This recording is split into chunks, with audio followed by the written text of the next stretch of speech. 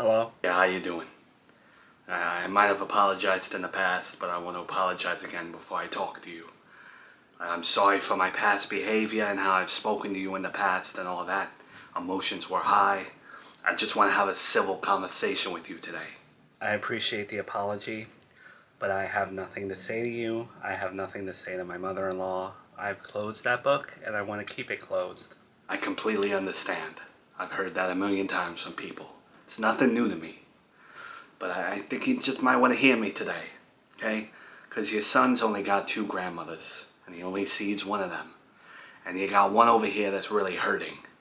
And I know that it's going to take a lot of convincing for you to trust her again, but can you just hear me out today? I have some things you should know. What is it? I know your mother-in-law has been the best to you. She's done some terrible things to you in the past. I get that. It's hard to forgive people, especially you're a prideful mother, you're a strong mother, you're taking care of yourself. You don't want to stoop down to people's levels, especially another generation that doesn't understand you. I get that, but when I say that she's changed, she really has. She had a near-death experience, and a lot of the times before what she did to you, for what I know, she was off her meds, okay? If she was on her medication, she wouldn't have done all those things to you, all right? I've known her a very long time, and Joey's told me a lot of things, but he never mentioned that she was on medication, so I don't really see that as a valid excuse. She was on medication. She was. It's just my generation, we're 55 years old. We don't openly discuss what medications we're on. It was taboo back in our day. You guys today, Gen Z, millennials, whatever you want to call yourselves, you're very open with what you're taking, But us, back in the day, it was a sign of weakness to be on medication.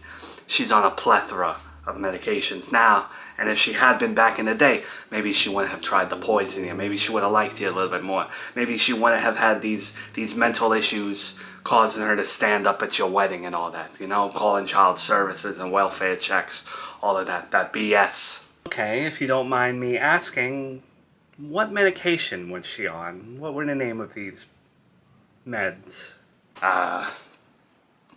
Chlorpromazine. Yeah, chlorpromazine. And a whole host of other stuff that I can't even pronounce. She's got a whole medicine cabinet full, With all due respect, I'm not trying to be stubborn, and I'm not trying to cause any confrontations, but I don't believe you.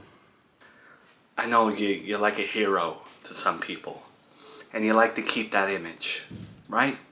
Maybe not so much your fans, maybe for your son, you try to be this hero and all that, but I don't think neither your son, when he grows up, or your fans will look at it as like a heroic thing to do, to deny a mentally ill woman from seeing her grandson.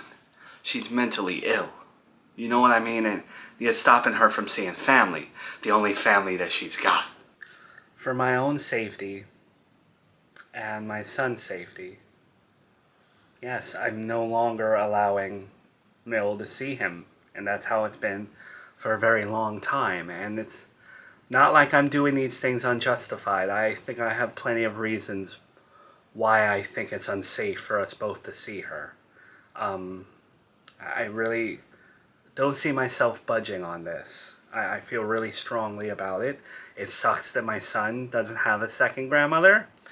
But that's no one's fault but Mill's. One day maybe you'll understand this, but it's hard being a grandparent. You want to be there for your grandchildren, but you're set in your ways. And a lot of the things that you did as a parent, a lot of the behaviors that you had are outdated. And you try to bring it to your son or your daughter, and they resent you because you bring your old ways. You have to understand, you mix her mental issues with the way she was raised and the way she grew up and all that, you're not going to get along. But if you can just look past that for a minute and understand that being a grandparent ain't easy. Can you have a little bit of a heart? I'm sorry, Sal, but the answer is still no. Nothing's going to change. Nothing's going to make me change my mind. I don't think I'll say is, you're a strange baby daddy, the one who walked out on you. If he heard that you were letting his mother see his son, he doesn't get to see his son, and you're doing this thing that he never thought you would do. And I don't know, and make it look kind of good. Not that you want to get back with him, but you're making him look like a pile of crap. You know what I mean? But that's just my opinion.